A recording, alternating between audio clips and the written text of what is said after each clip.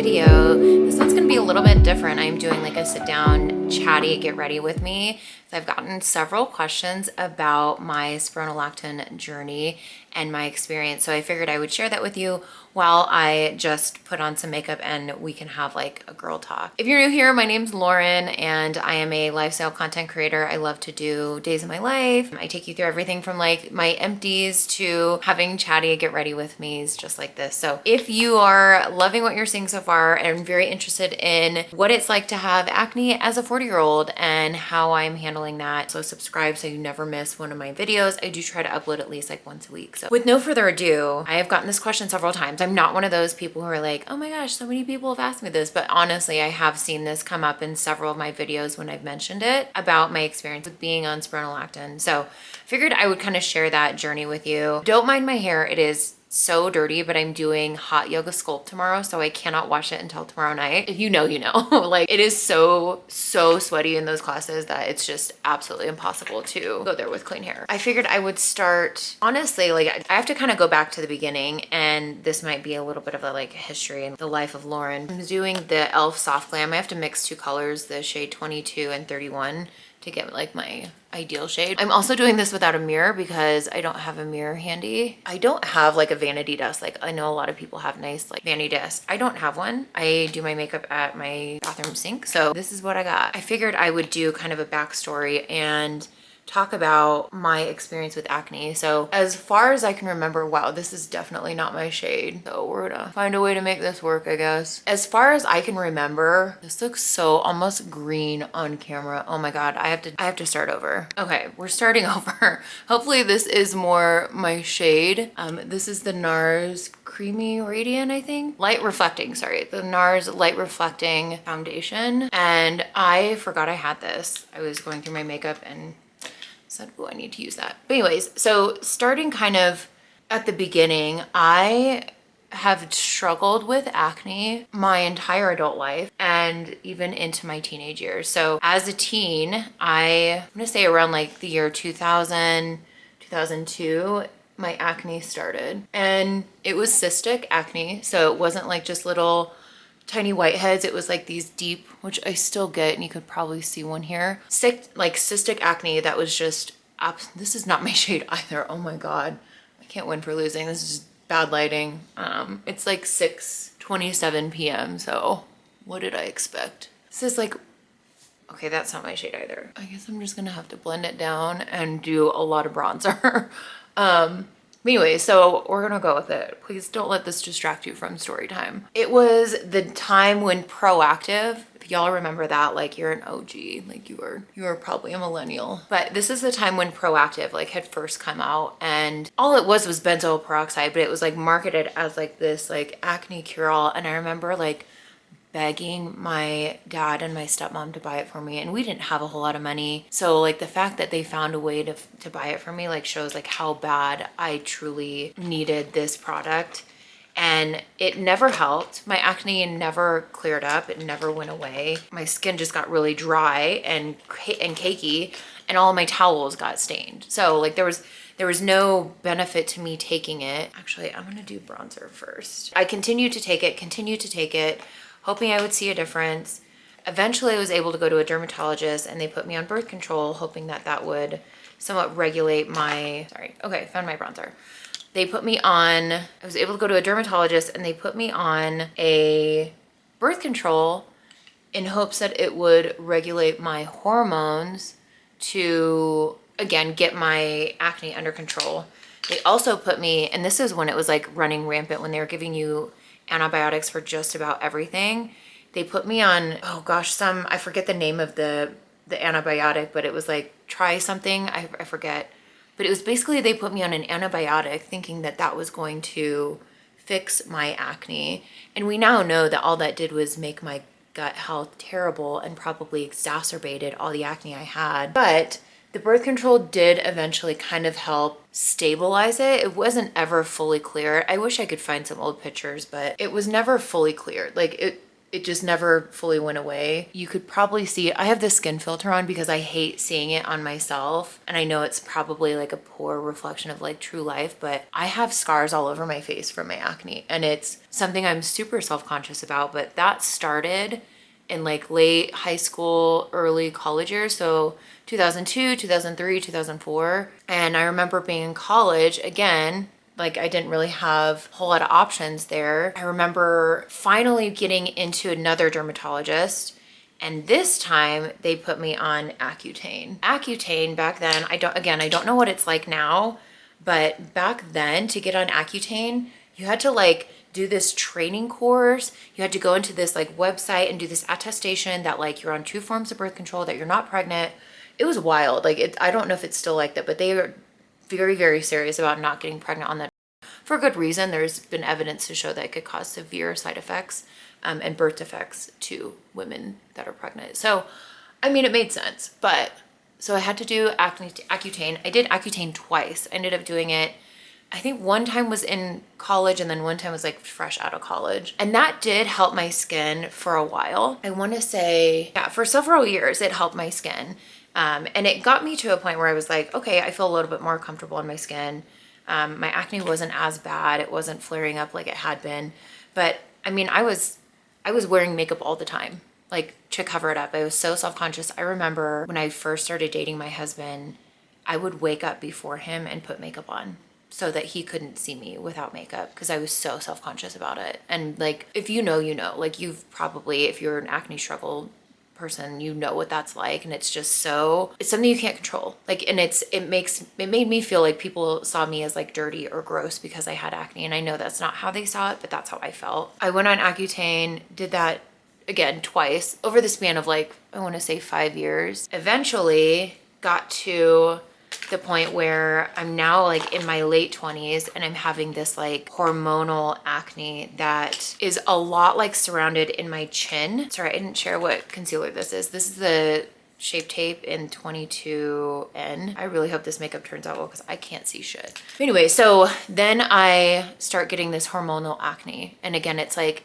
it's breaking out all around my jaw, all around my mouth. And that was like the sign that you knew it was hormonal. I remember it was right before one of my really good friends at the time was getting married, and I couldn't stand the thought of having acne in her photos and felt like I would be ruining her photos if I had acne. So I went to this dermatologist. They got married in November of 2014, I believe.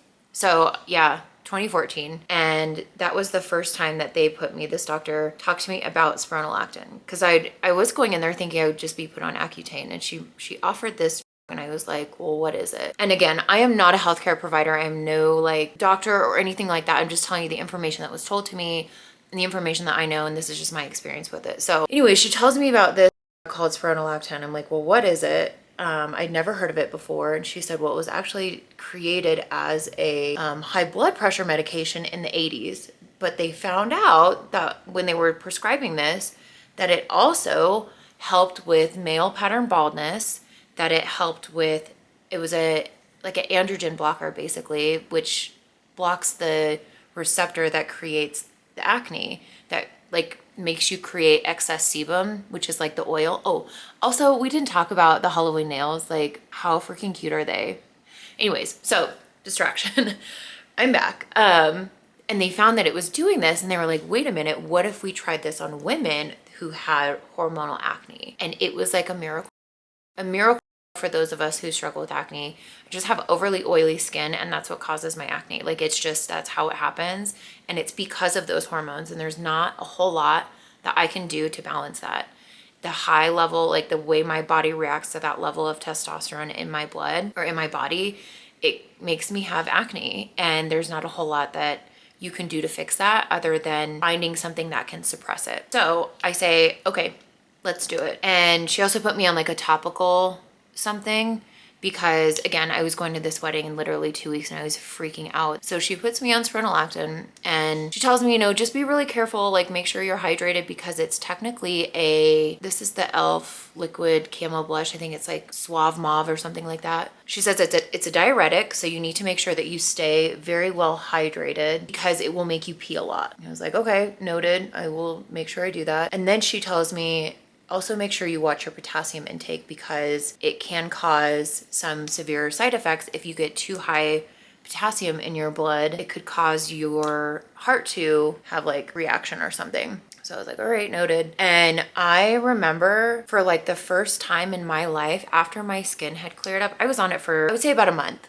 A month is when I really started to see the difference. I think by the time the wedding had happened, my skin had cleared up, like the topical stuff she had given me. My skin had cleared up pretty significantly and it looked so much better. And I remember continuing to be on this medication and I was like, is this what it's like for normal people? This is what it's like for you to wake up in the morning and not have a new pimple. For you to be able to just throw some sunscreen on your face and not have to worry about it breaking you out. To be able to walk around confidently without makeup on. This is what it's like for all of you that live that life. And I was like, gosh, my eyes were open to a whole new world. I couldn't believe it. And there were some side effects that I had experienced. I think I did have like occasional heart palpitations. What I also don't know is that was mixed with anxiety or not. The hangovers on spironolactone though, they're just bad. They're terrible. They are miserable. So like drinking on spironolactone, because it significantly dehydrates you, if you choose to drink on spironolactone, man, you got to be really, really good about your water intake. I'm just using this Patrick Star one size translucent setting powder. Other than that, I was like, I could seriously be on this for like the rest of my life and live happily. Like my skin looked so much different. I don't know how to explain it. Like it was glowy. It wasn't like dull and like sad. My skin is so happy on this medication. I can't explain it. And so I stayed on it for quite some time. So that was like 2014. I had stayed on it for, I want to say like 4 years. And then I was like, I get weird about being on medications forever. I was like, I don't want to be on a medication forever. Maybe I need to like wean myself off of it and give my body a break. It's not bad. Like my doctor wasn't like, you need to take a break or anything like that. It's just, I needed to make sure that I was still feeling good and that I wasn't being dependent on it. I also wanted to see if like maybe my acne had gone away and that I no longer needed this medication to help me with it. So I went off of it for about 6 months and sure enough, came back just like it always did, hormonal around the chin. And I was like, well, guess I'm going back on spironolactone. So went back to my doctor and she was like, yep, we can definitely put you back on it. Cause I had told her like, hey, I'm going off of it just because I don't want to be on a medication forever. And she was like, no, I totally understand. I get it. And she was like, your blood work's fine. We did get like normal blood work done. I think when I had first done it, that first round, I was on 100 milligrams. So it was 2 25 milligram pills in the morning and then 2 25 milligram pills at night. Because of that dosage, she wanted me to have blood work done every 3 months just to make sure that my triglycerides and my potassium levels were not impacted, and they never were. My levels always came back just fine. I never had any issues. Again, the only side effects that I had was seriously just bad hangovers and some occasional like heart palpitations that may have accompanied a hangover. I get back on it. Again, same thing. She does 100 milligrams. I kind of mentioned her. I'm like, you know what if we just go like a little bit less? So I'm trying to be as mindful as I can to not have to be on a medication. And if I do have to be on a medication, I want it to be the lowest dose possible. And she was like, okay, why don't we try 75 milligrams instead of 100, which means you take 2 during the day and 1 at night.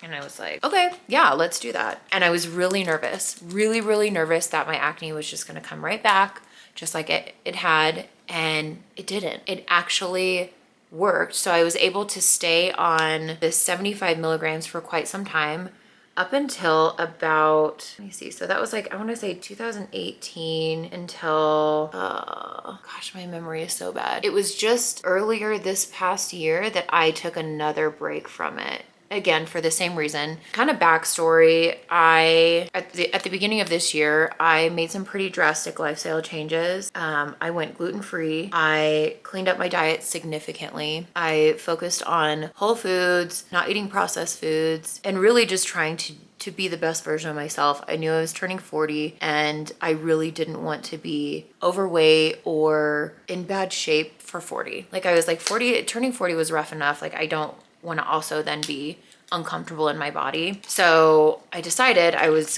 gonna make some lifestyle changes. So I, again, changed my diet. Actually ended up losing a pretty significant amount of weight. I lost, and I kind of talked about this in some prior vlogs, I lost around 30 pounds from my heaviest, which was like November, December of the year before. And I thought like, I'm gonna stop taking the spironolactone because I knew it was lowering my testosterone, and testosterone is one of those hormones that helps you to build muscle, to have a healthy metabolism. And I was like, wait, what if me being on spironolactone is what caused me to gain all this weight over these years? Because I had gained 30 pounds over the span of like 10 years. And again, like I knew I'd been on spironolactone for those 10 years. So I was like, well, what if I stop it and change my diet and see if that affects my hormones, and if it actually is something that I can manage without medication. Like I really did want to try to find a way to manage it without medication. I went off of it. I'm just using this e.l.f. like quad. It's the bite-sized shadow and love you latte. I went off of it. I want to say it was around January, early January, and it stays in your system for quite some time. Like I weaned myself off it. I didn't go cold turkey. I just weaned myself off of it by taking, like if my original dose was, I was back on that 75 milligram, I weaned myself down to 50 milligrams a day, then down to 25 milligrams a day, and then down to 25 milligrams every other day, just to go through that last prescription I had. So I think the very last of it ran out in, I want to say February. February was when I ended up just being done with it. Sure enough, the acne came right back, even though I had made such significant changes to my lifestyle and I was healthy and like doing everything I could to balance my hormones in a natural way. There's nothing I could do to change how my body produces this excess sebum in my skin. I really struggled with, do I just deal with it and just have acne? I'll put a picture up on the screen here of what I looked like earlier this year. So I must have weaned myself much sooner than that, because that was in January and I was miserable. I was uncomfortable. It is such a hard thing to go through. If you don't have acne, you probably would never have understood how like it's debilitating to your self-conscious or your self-esteem. Like how you feel self-conscious about everything. You feel like everyone's looking at it, that everyone's staring at it, and maybe they are, maybe they aren't. Wean myself off of it and I'm just struggling with acne. Like this is the Kosas, the Sun Show in Beachy. It smells really weird. I don't know, but it's a decent bronzer. It was really hard. And I really struggled. Like I cut back on my drinking significantly. I was eating healthy. I was doing all these things. And I was like, why? Like, why is my skin still so mad at me? And I struggled with, do I just accept this and know that this is my fate and this is just how it's going to be for me, and not take a medication? And ultimately it came down to, we were getting ready to go to Europe. So this was like early May. And I was like, I don't want to deal with this in Europe. I don't want to deal with having to worry about my skin while I'm traveling, because I knew it would be even worse while I was traveling. So I made the decision. I said, yep, you know what? I want to go back on it. I want to go back on spironolactone because I just felt like a better, more confident version of me when I don't have active breakouts as a distraction. Like I already have the scars, right? Like I already have those reminders that I've had it and those will never go away. What's the harm in me taking something that will make me feel more confident, will make me feel like me and like how I'd like to be? Like I said earlier, like the very first time I was on this, I was like, oh my gosh, so this is what it's like to be normal, to not have acne. So I decided to get back on it. And again, we're doing the 75 milligrams. So I do 2 pills in the morning and then 1 in the evening. Because it is a diuretic, I didn't want to take the 2 in the evening and like, I feel like I would wake up and already be behind the 8 ball on my hydration. And I would drink so much water throughout the night that I'd have to get up and pee in the middle of the night, and it was just affecting my sleep. So I switched it to say, let me take 2 in the morning and then one in the evening. And that way, when that diuretic factor like sets in, it's during the day where I can keep up with my hydration and not have to be woken up to go pee. That's what I ultimately ended up doing. I'm not on any other acne medication at the moment. I've thought about doing the retinol, like getting back on like the tretinoin, but at the moment I've been doing chemical peels, the Elaine Brennan chemical peels at my esthetician's office, and I really like how those have been working, and you can't be on tretinoin if you're doing the chemical peels. So, okay, just putting on some setting spray. This is the Milani Make It Last. I really like the setting spray. I just think it helps to like melt in the powders. And then I just have this little handy dandy fan. Yeah, that started in May. So it's now what, October? So it's been about 5 months that I've been on it. I still get occasional breakthroughs. Like I don't know if you can see, but I've got one that's healing here and then another one that's right here. But for the most part, I'd say maybe one pimple a month, if that. It's very, very, very rare. And it's funny, there are certain things that I was using before that I thought were breaking me out. And it turns out, I think it's just my skin. Like it could have been anything that I was using and it would have broke me out. So it's just very sensitive to, it's heightened sensitivity to products when I'm not on spironolactone. So that was the other part that was like really hard. I love makeup. I love skincare, and a lot of brands I'm so very grateful and blessed that they send me all these things to try, and I couldn't try them because I was afraid it would break my skin out. Like it was already bad and I didn't want it to get worse. So it was one of those things I was like, you know, it's just worth making this decision to go back on it. So again, I've been on spironolactone off and on for almost 10 years now. It feels like, yeah, it's been 10 years. I think it's a miracle. I really do. I've thought about maybe I should go on Accutane. So then it's like, I'm not constantly on a medication, and then maybe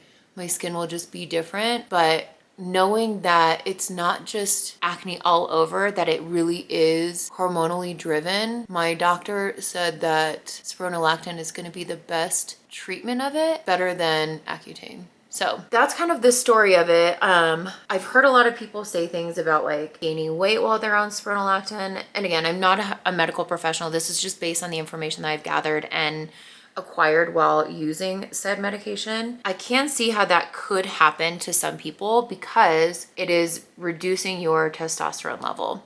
Like I remember, it must have been like I think it was last summer, last August, I went and got all my hormones tested at a place down the street, like a local clinic or like healthcare facility thing, but outside of insurance. I paid outside of insurance because I was like, I don't want to be limited by what my doctor will or will not order because of what my health insurance will or will not cover. So I paid out of pocket for this like huge panel so that we could figure out why I was gaining all this weight, why I couldn't, like, it was bad. I was down bad. Turns out I was just eating like an asshole.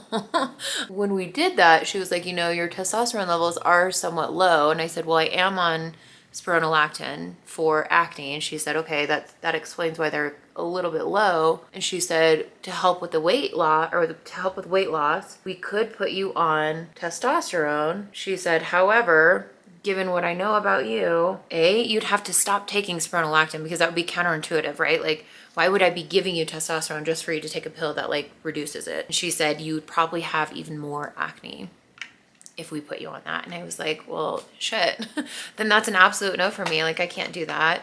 So it's just one of those things where it was just all these decisions that came together, and ultimately it's the one that I decided to make. It's working for me. And again, I could see why people could gain weight on it because it is reducing your testosterone, and testosterone is one of those lovely hormones that gives us all the fun things but also all the bad things at the same time. So again, it's something to just keep in mind. I would think if that's something you're worried about, talk with your doctor about like starting at the lowest dose and then maybe like building up to the dose that works best for you so you take as little as possible. It also is something that you'll just have to constantly monitor and manage your body and know when something's not right or when something isn't working. So I don't know why I'm putting on lipstick. It's 7 o'clock at night. I'm probably gonna go wash this off. Actually, no, I'm gonna go film some TikToks and then I'm gonna go wash this off. So if you're not following me on TikTok, you should. That's been my experience. It's not been like crazy or groundbreaking or maybe even unique, honestly. But I will say that it was life-changing for me. It is a life-changing medication. I wish I could say all these other things cleared up my skin. I really do. I wish it was a product. I wish I was not on a medication. That's just how it is. It is a medication and that's what it does. I'll probably stay on it for a few years and then again, do a break, like a 6-month break where I just let my body like pick back up and heal. I will say what I did notice is when I wasn't on it for those first like 4 or 5 months of the year, it was really easy for me to build muscle at the gym. Really, really easy. Like it felt like it happened overnight. I all of a sudden had like shoulder muscles. I had abs. I had calf, like anything, any muscle that I worked out. Like I felt like I built muscle very, very quickly, very, very easily. And again, that's because I had that sweet, sweet testosterone running through my blood. I do think it makes a difference. However, I'm still able to maintain that and build more muscle. I just have to work harder. I have to lift heavier. I have to watch what I eat. I have to eat enough protein, all of those things. So that's really like what my experience has been. And I would say if it's one that you're considering because you're in that situation of not being comfortable in your skin and wanting to know what it's like to have clear skin, I'll tell you, like it really is amazing. It is something that, again, I don't take for granted. Every single day I wake up and don't have a pimple. It's like such a relief. I would highly recommend it if you're thinking about trying it. I know that's not everyone's opinion on it, and I know that some people feel differently about having to take a medication or not and trying to heal it naturally. I'm definitely of the mind that like if you can do it naturally, do it naturally. Like I lost 30 pounds naturally. I didn't have to use a medication to do that, and I'm so thankful and so blessed that that was the case. But I recognize that I can't change my skin. Like no matter what I did, no matter what I tried, I can't change my skin. And I know that there's a lot of different companies out there that are saying, oh, it's, you know, biotin in your vitamins, or it's whey protein, or it's eggs, or it's dairy. And while that may very well be the case, I enjoy those things far too much. First of all, do you know how hard it is to find a multivitamin that does not have biotin in it? It's insane. It's even in all of the energy drinks. It's in Alani Nu, it's in Celsius, it's in all that. That's crazy to me, but that's a whole other tangent. It was about quality of life for me. I didn't want to give up eggs. I love eggs. I didn't want to give up cheese. I love cheese. Cheese is one of the main protein sources I have in my diet. So I was like, what am I going to eat? I already gave up gluten. I don't eat a lot of sugar. I had given up all processed food. I was like, I have to draw the line somewhere where I have to know that I have to make a decision to make me feel comfortable in my own skin, make me feel comfortable in my life. So that was why I chose to do this. So I don't know. I hope this was helpful. I don't really know like what else, like other questions you may have, like put them in the comments below if you have other questions about my experience on spironolactone. Again, I've been on it for 10 years and I went back on it. This is the 3rd time being on it. That's that. And I will link all the products I use below. This is how the makeup look ended up doing. I think it looks pretty good. Like we made it work. My face was like 3 shades lighter than my body, but that's how it is because I wear a lot of sunscreen on my face. So if you're still here, make sure you comment below. Tell me below what you're excited about for fall. Like what's your favorite part of fall? I'm super excited. Just anything pumpkin. I'm like pumpkin obsessed. In fact, I'm gonna go make some pumpkin muffins right now. And I have those Sweet Lauren's pumpkin cookies. Both of those are gluten-free, so I'm gonna go make those and enjoy them and watch some football. But yeah, again, thank you so much for being here. Thank you for all the people who made a request for this video. I know this is not my like typical kind of content, but hopefully you enjoyed it and it was informational and educational for you and that it gave you some kind of insight as to what it's like to be on spironolactone. Again, I'm so happy you're here. Make sure you subscribe and I will see you in the next video.